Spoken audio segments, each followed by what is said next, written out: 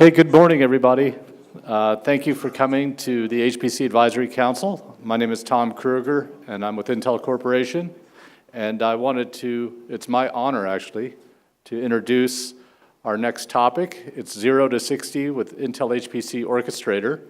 Wanted to just mention that with all demos, you run the risk of network connectivity issues, and we actually had that issue this morning. So this is going to be a slightly different presentation from that, but the content is going to be the same in the presentation. So I think you're going to find it very useful and hopefully very informative for you. So without further ado, I'd like to introduce our presenters today.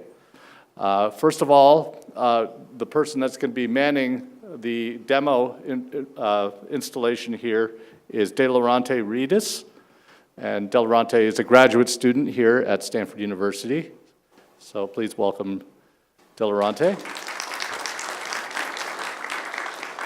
Then, of course, we've got Steve Jones, who's the director of the High Performance Computing Center here at Stanford and host of this event. So thank you, Steve.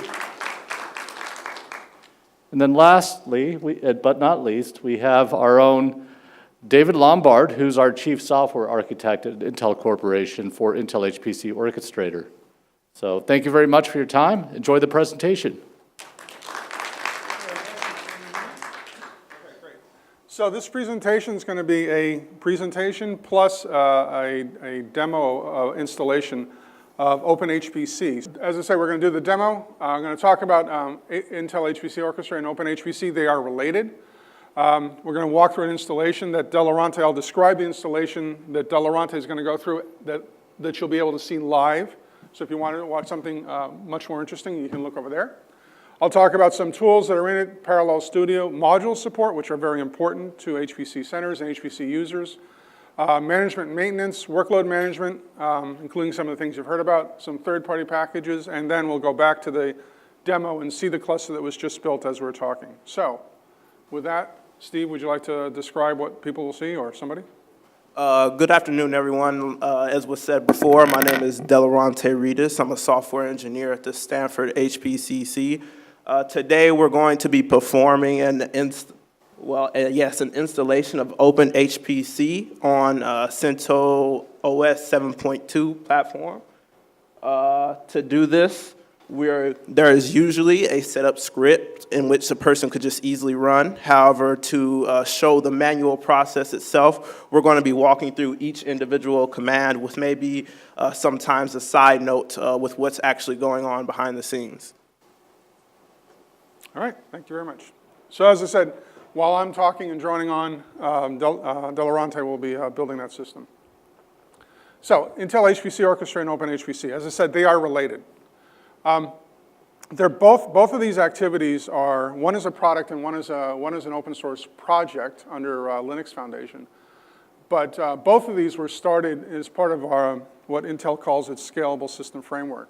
What that is designed to do is make sure that we have a complete set of capabilities, both hardware and software, that are designed to build much more performant HPC systems. So when you build a COT system, it's not unrelated parts or perhaps parts that you've stitched together. We're really trying to put them together and make sure we view the systems as from a system point of view. So how do you build a full system with all of these components? What do all of these components need, both hardware and software? There's three major parts of it. One is the processor itself. Intel is a semiconductor corporation, after all, semiconductor manufacturer. So we have those processors, and in fact, the compute node over there is a KNL Xeon Phi compute node. That's a many-core processor. We have other technologies such as memory, fabric. Intel now has a fabric that's available built into the processor called Omnipath, excuse me. Storage, we have SSDs, and there's storage technology being developed, and then system software. And system software includes OpenHPC and Intel HPC Orchestrator. And all of those, again, this is an integration effort. We're really looking to see how do we put all of these together? How do we build systems with these? How would a system integrator build a system? How would an OEM build a system? How would somebody in a lab build that system? What decisions are they going to need to make? What choices are they going to have to make? And what will they want to do with that system? How do we make it all really work well together? So the software part of this, as I said, are these two pieces, OpenHPC and Intel Orchestrator. So OpenHPC, we kicked this process off. It's now under Linux Foundation, so this is a project that is now run by the Linux Foundation. Intel is one of the members of it, but we initiated the process. And what we wanted to do there was to get a complete ecosystem of people building software for HPC systems. So this is software that is intended to work together. There are multiple variations of the software, so it's not just one stack. There's actually multiple components, some of which are competing, like Slurm and PBS Pro are now both part of OpenHPC. There's multiple MPI implementations. There's Mvapich, which DK Panda talked about. There's OpenMPI that Greg talked about. And there's also Intel MPI, which is a commercial product. So there's multiple pieces of software in that. It enables you, though, because they are built together and because of some of the other capabilities, it enables you to build a complete software stack using the software that you get out of this, either off that OpenHPC website or from the Intel product.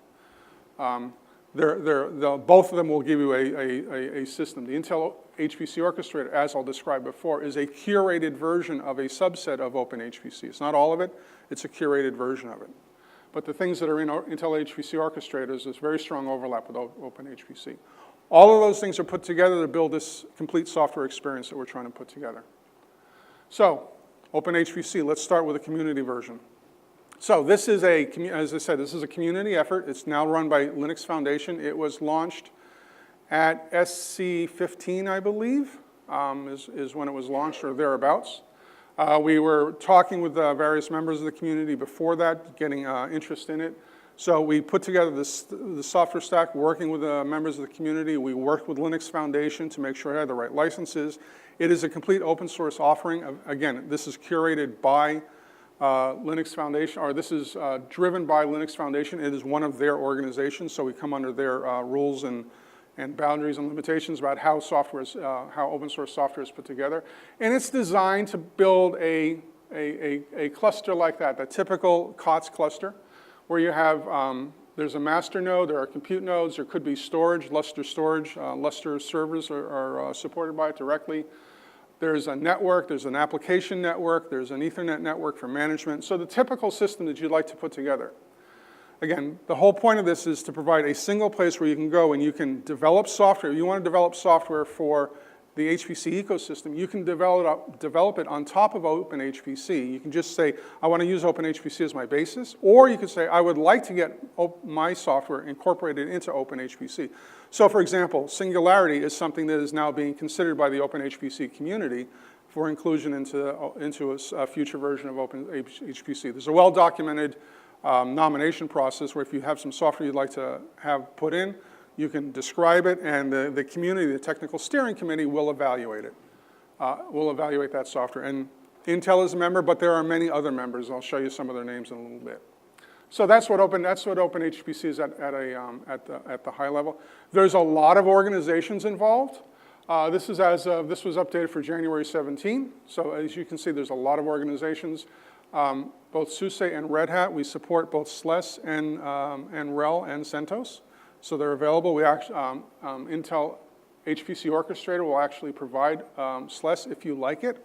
Red Hat and CentOS are available. OpenHPC builds on top of that. You need to have any of those distributions.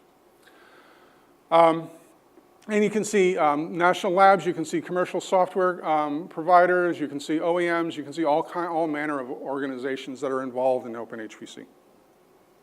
By the way, if there's any questions, please, I greatly prefer an interactive session, so I'd much rather have people asking me questions. Individuals, those were organizations. There are many individuals involved. You'll see people that are listed as maintainers, and you can see Greg is listed there. He is Greg Kurtzer, Component Development Representative. Now that means in addition to his role within the technical community, he's also one of the representatives driving it the high level. But there's also the technical community. So again, you will see maintainers and organizations there, representatives of various things. So we're really trying to be very inclusive and very broad and make sure we really have the HPC community's needs being represented by the people in the community. That's really the key thing. And how are we doing over there? Okay. So there's a HPC Orchestrator, as I said, is a product version of OpenHPC. It's a curated version of OpenHPC. There are intended to be 3 levels of it. The advanced version is what was initially released, actually was released SC16. OpenHPC was C15, HPC Orchestrator was SC16. That that advanced stack is available today. That's based on OpenHPC. There is a version that is designed, the advanced is designed for hundreds to thousands of nodes, really. There's a version that's designed for much smaller, which for use by the industrial companies. They tend to run ISV applications like ANSYS and Fluent and StarCD and those types of codes. Those types of codes don't scale very large. It's much more functionally oriented than scaling oriented. So those systems, and industrial users want a system to run their code, to run their CFD code, to run their crash code. They don't want a system to do things on a system to do research. They want to run their applications that work on their products. So the turnkey is very much a turnkey operation. It's designed to run these ISV codes, and it focuses on running ISV codes. Custom is actually where I spend most of my time in terms of things outside of HPC Orchestrator, and that's the very high end. Those are going for the leadership class systems, the top 10 class systems. That's what custom is. Those are very purpose-built systems, very highly integrated, very highly hierarchical to give us very large scale. So OpenHPC community, how does all of this work that I've been describing? So we have various packages and projects that are a part of OpenHPC. There's Linux itself, resource managers, Slurm and PBS Pro today. There's a lot of other components in there. You can see Werewolf is the provisioning system we use today. And there's a bunch of other components you can see all listed there. Those are all the things that are out in the ecosystem that are used by OpenHPC. OpenHPC takes the versions, takes specific versions. They'll go through and have a vetting process for which version do I use. They'll put together the versions and then build that as a complete stack. There's a CI environment that runs, that you can see running at openhpc.community. And there's a CI environment, and they will build all the software packages and build it all and test it and integrate it as a complete whole, so that you can download the packages provided and actually run that system, which is what Delorante is doing right now. He's actually downloading that and using that system. That's the base HPC stack. There will be multiple components. You can't actually choose everything without getting some conflicts like Slurm versus PBS Pro, but it's all there. There's a full environment available at openhpc.community. There's bug tracking. There's the development environment. There's a CI system. There's a testing system. Other people can run tests. It's not just Intel architecture. ARM is now, someplace on the previous slide you probably saw ARM.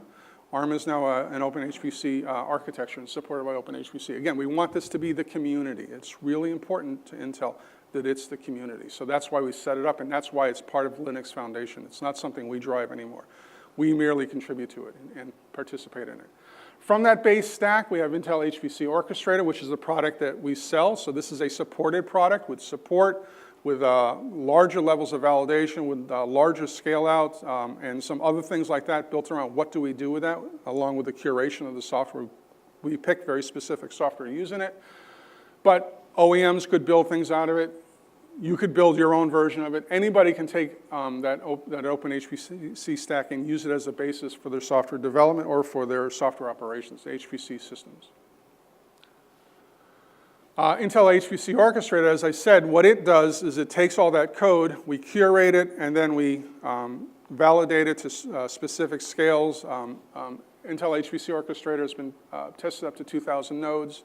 We do all this testing. We have support available, paid support, so you can get your problems fixed as they occur, when they occur, and as soon as they occur.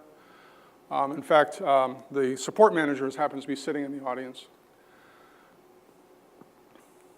So the base stack. I talked about earlier 3 different versions of Intel HPC Orchestrator. There's a turnkey version, advanced version, and custom. One important part of this, because sites don't have just one type of system, they have multiple types of systems. They have large systems, they have small systems. We assume that there will be, at any given site, there will be multiple instances of this stack. So there's a common set of code, which is the vast majority of the code, that is common to all versions of HPC Orchestrator. Again, it's also common, the packages, the source is common to OpenHPC. That is the same. So if you have multiple size, let's say you have a turnkey system and the advanced system, you have something of 30 nodes and something of 2,000 nodes. The packages that are common between those two will be the identical packages. You might have additional packages because you have a turnkey system. You might have additional packages because you have the advanced system. Or if you have that very high-end system, again, the packages are the core. So if you have multiple systems, packages are all repeated across all. And we want things to be completely the way you would expect it if you're managing multiple systems. You don't want to have to say, oh, on this system I have 10 nodes versus this system I have 1,000. The packages, the GCC is different. No, they're exactly the same. So the way we describe the software stack is this bubble diagram. These things are always controversial because people have different views, but this diagram could actually describe virtually any HPC stack for a cluster or an MPP that is out there. There's fabric management, there's diagnostics, there's provisioning, how does the software get out there? There are node-specific kernels. You have the login nodes, which are enterprise distributions because you want to be able to develop code on there. Compute nodes might range from, on a turnkey system, enterprise distributions. On a high-end system, it might actually be a lightweight kernel. There's specific kernels. Linux distros and libraries, those are provided by the distro. You can see the color coding. Green is provided by the distro. Blue is provided by HPC Orchestrator or OpenHPC, either one. This is true for both of them.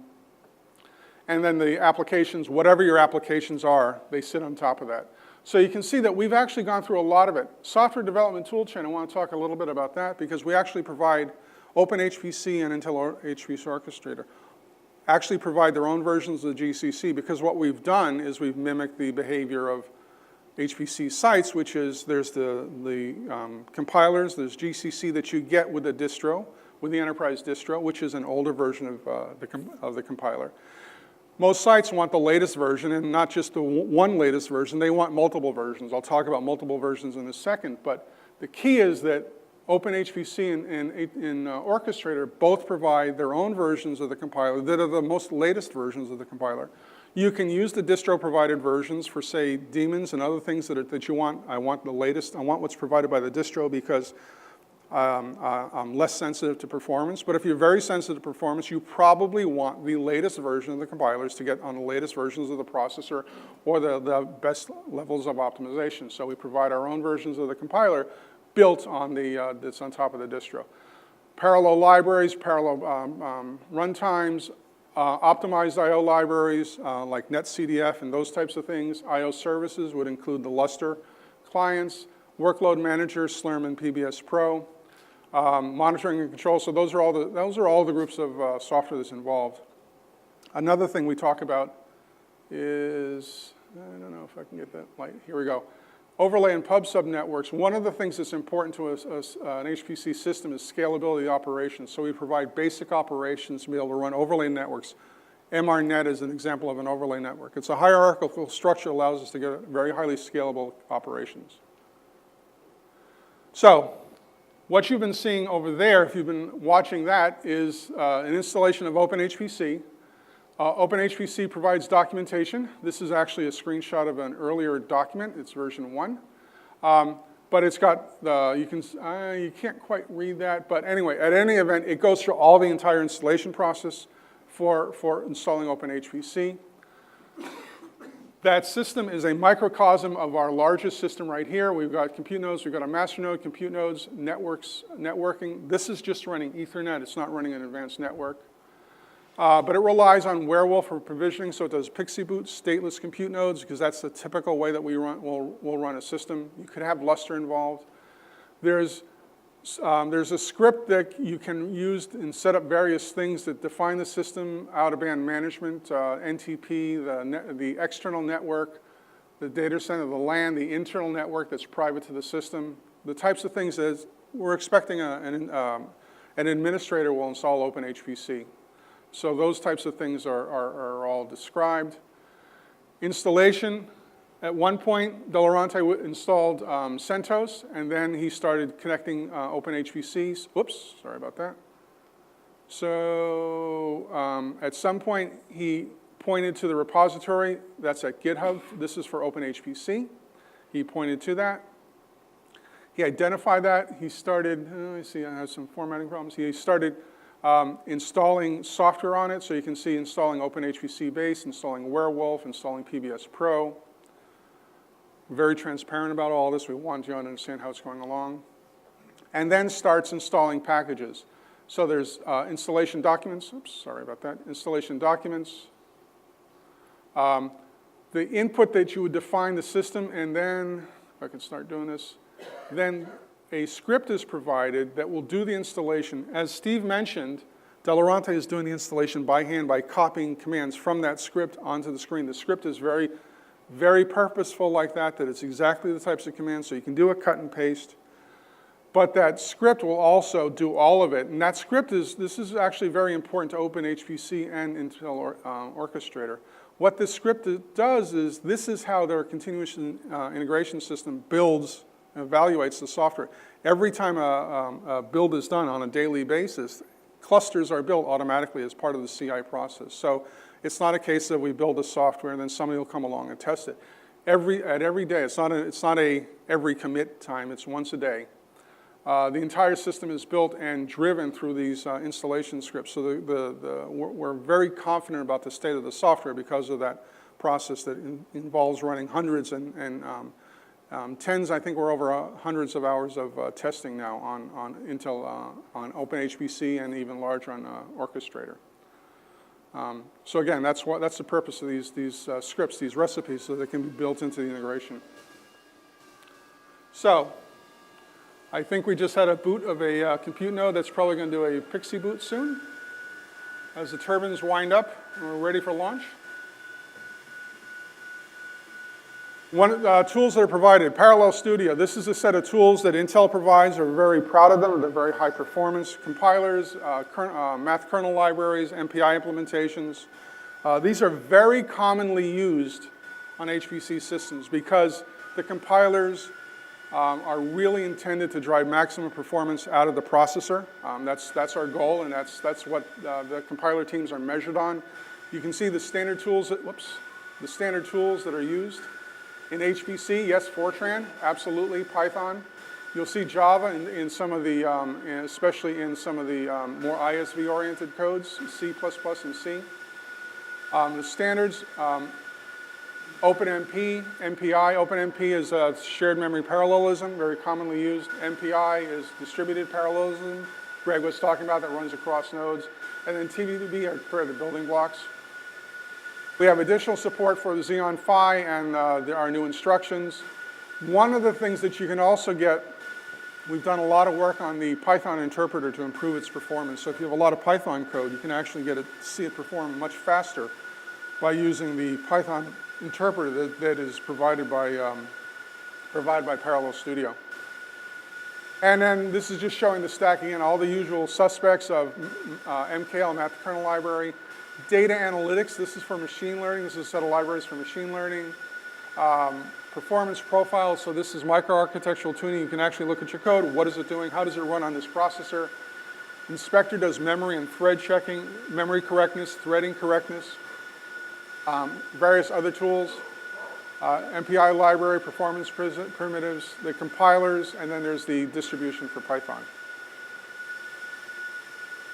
So modules, this is something that's very important to HPC centers.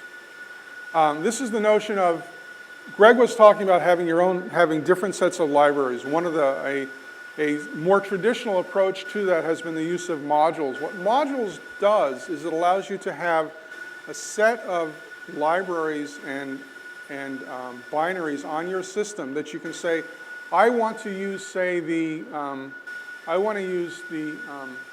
want to use GCC, but I want to have HDF5, which is one of the I/O libraries built off of GCC. And then I want to use, say, OpenMPI or Mvapage. And I want to have libraries that are built, parallel libraries. So this is the serial version of HDF5. Here's the parallel version of HDF5. Now, if you say, I want to use OpenMPI, when you say, I'm going to use GCC and OpenMPI, you'll get the versions of parallel HDF5 that are specifically built for OpenMPI and GCC. You don't have to worry about where are all the versions. You don't have to worry about, did I get the right versions?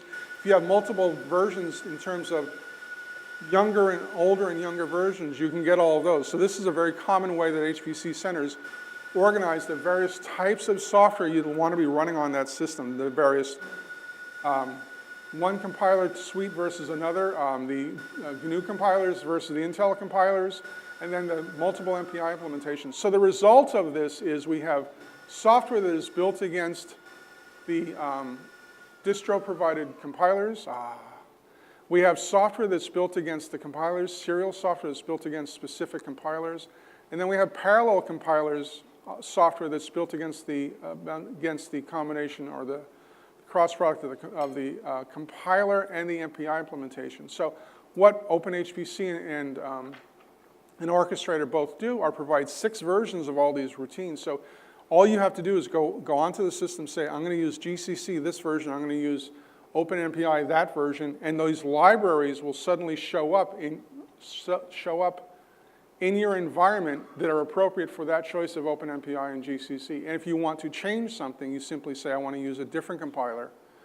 If you say use the Parallel Studio, and you still kept OpenMPI, by invoking Parallel Studio, it will automatically change everything beneath it. So again, you maintain your consistent environment. This is a very common way that we maintain environments across, a very common traditional way that we maintain different environments across HPC systems. And this is just an example of it. It starts off with having the GNU compilers and Intel MPI, and then at some point it shows you the Boost library. Then it goes, I'm sorry, it went from GNU compilers. Then we swap from the GNU compiler to the Intel compiler, and we look at the Boost library, and now you see that now instead you're running the Intel compilers. And you didn't say anything about the Boost library. You just said, I'm choosing a different compiler, and the library paths change. So this manages all of that. You just have to know what you want to use, and things like libraries directly appear as needed for that. So again, this is very commonly used in HPC systems. Management and maintenance, we provide a variety of tools that are very commonly used across the systems. Cluster Checker is a system software that checks overall system health. This is system level health checking. Then various tools, there's the Munge-based remote shell, there's SSH, and then there's parallel distributed shell, can use either Munge-based shell or SSH. Out-of-band power management, an abstract launch mechanism. OpenHPC invented this P-run so that we could manage the different workload managers and different MPI implementations without having to say, oh, I'm using OpenMPI on Slurm, I use this command. I'm using MVAPITch on PBS Pro, I use that command. It's all been abstracted by this P-run. For monitoring, we have both remote console access. You don't go walking around touching machines. You do all that remotely. Gangly and Nagios are 2 very common monitoring and visualization systems. Workload management. This is something very important to end users, to their workflows, because the workload management, as was described earlier, is something that this is how you get work done on your system. You don't just walk up to an HPC system and run a program. You schedule it through a workload manager, because this is a shared resource that many people are using. So there are 2 common workload managers, Slurm and PBS Pro. Slurm is supported by both OpenHPC and Intel Orchestrator today. PBS Pro is in OpenHPC today, and it will be in HPC Orchestrator presently. I believe they are installing PBS Professional in the system, so they're installing PBS Pro. If they just installed the Slurm packages, they would have gotten Slurm, and all the things would have worked exactly as you would expect it. So Slurm is something that was originally developed at Livermore. It's now supported by a company called SCEDMD. It's widely used on top 500 systems. PBS Pro was initially developed for NASA. If you're as old as I am, you remember that. Now supported by Altair Corporation, and is very widely used on volume HPC systems. So very widely used system, workload manager. Third-party packages. So this is just a list of the packages that are on the system today. RHEL, SLES, and CentOS is supported. There's administrative tools. Provisioning is Werewolf today. At some point that will be expanded, but right now Werewolf. Slurm is one resource manager, PBS Professional. This is talking about HPC Orchestrator. Again, PBS Professional is in OpenHPC today, which they're demonstrating. I/O services, we have the Lustre client. Libraries, these are typical structured parallel libraries, HDF5, CDF, Adios.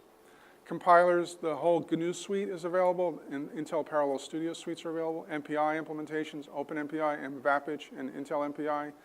Development tools. Now, this is also something that was updated because these are the same types of arguments about why do we have the versions of GCC and OpenHPC and Intel Orchestrator where the distro provider. Again, we want the latest version, so again, the common behavior is to get the latest version of the compilers and the latest version of the tools. Valgrind, R, SciPy, NumPy, so Python is well supported. Various performance tools are available, and all the various scientific libraries that you might, and I used Boost before in one of the examples. So a very broad range of software is provided in OpenHPC. Again, all these things are available. You install it. As you can see, that's what they're doing right there. You install it, and they're all available once they're installed. Okay? So, Steve, are you ready to? Looks like you guys are done. Are you ready to talk about what you've done? No, not yet. Not yet? Okay. Yeah, go ahead and continue. So they're still doing some work now. Okay. So OpenHPC, this is the URL for OpenHPC. It's openhpc.community. That's the web page. If you go there right now, you'll see it. Intel HPC Orchestrator, if you do a Google search, it's a long, nasty string that I didn't reproduce, but Google will find this Intel HPC Orchestrator. You'll see that web page available. So go to openhpc.community. You can find all about OpenHPC, including downloading it and participating in the whole development environment if you want to have your software running on OpenHPC. Intel HPC Orchestrator. Tom Kruger was up here earlier before. There's also Mike Sherper. You can contact these people. If you're interested in a fully supported version of that, essentially a fully supported version of the stack with somebody on the end of the phone call, or if you want a community version of the stack, which you can just download. We have those two choices for you. You can go either direction that you want. So are there any questions while, Steve? Yes, sir. So you mentioned that you support not only x86, but ARM as well. ARM is now part of OpenHPC, indeed. Okay, and so when you were looking at the stack, you said, oh, you can do Composer and MKL. What's on the So those products are not available for, I don't believe they're available for ARM. I don't work in that division. I don't believe they're available. But certainly the GNU compilers are, and I would assume if there are some other preferred compilers in the ARM community, the ARM maintainer, there's an ARM maintainer, he works for ARM, would have made them available. But if you go to openhpc.community, go under downloads, you will see the ARM architecture there. But all the module support works. All those things work exactly as you'd expect it. All the packages were built on that platform, and it's been integrated into the CI environment also. Any other questions? Was there some difference between PBS Professional in the Open HPC versus the HPC Orchestrator? The difference is in the level of support. If you're familiar with PBS Professional, it used to be strictly a proprietary program. Well, it started out as open source when it was PBS, then it became PBS Professional, became closed source and supported by Altair. Last year, I believe it was at SC16, they announced that they had relicensed their code as open source.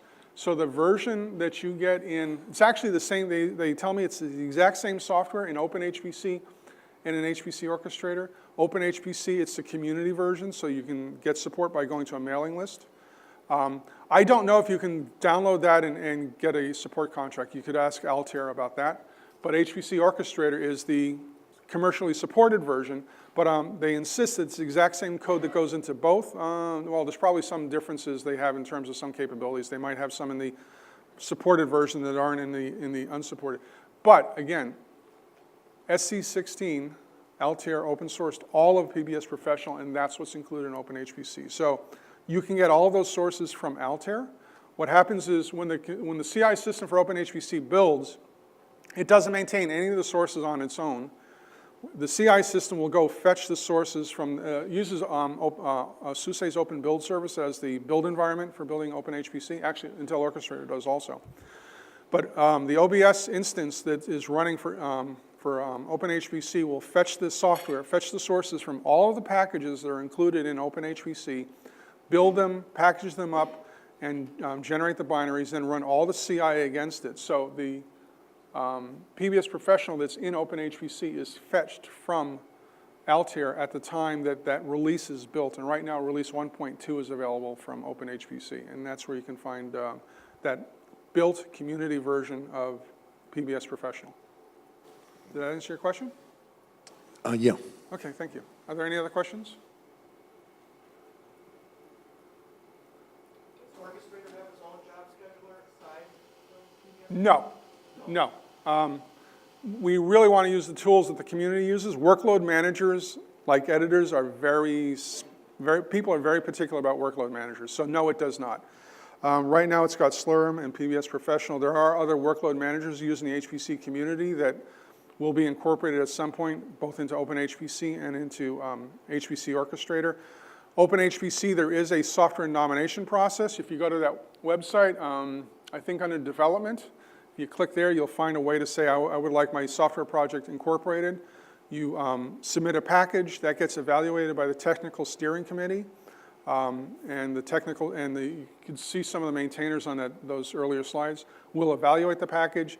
They want to know, does it build well? Is it well supported by a community? Are the usual things about, the usual things that you worry about with security and those other types of things? But they'll evaluate all those, and if it looks like there's a, the key thing is that there's one or more developers behind it supporting it, and will work with the OpenHPC community to integrate it in. Then it'll be pulled in. But there are other things. There's Univa Grid Engine. There's a few other workload managers. I assume they'll show up in time. Okay. Any other questions? Steve, how are we doing? We're having networking issues with it. Oh, okay, so networking issues. We had originally planned to do this with HPC Orchestrator, but it turns out there's some networking issues that interrupted the installation. And OpenHPC was doing much better, but it looks like there might have been there's still something going on that's interrupted that. Yeah. So I'm not sure we're going to get to show you the installation online. Yeah, so we were able to get it installed. We just aren't getting communication to the compute node with the resource manager. Okay, Got that. all right. Got Sorry so are there any other questions? Yes, sir. Oh, certainly. So Steve indicated that he had the systems were all built, the compute nodes were built, but there seems to be some networking communications. There might be something wrong with the switch, I don't know, or some misconfiguration in the switch that interrupted the other thing and is now interrupting this thing. So I don't know. That could be. But the best laid schemes of mice and men, I think, is something that Robert Burns said, and this is attacked us yet again. Are we there? Any other questions? Okay. I'll be available all day today. There are people from Intel available. Steve will be available in Del Ronte, so you can talk to us if you like. And I think we're now standing between you and lunch. Thank you very much.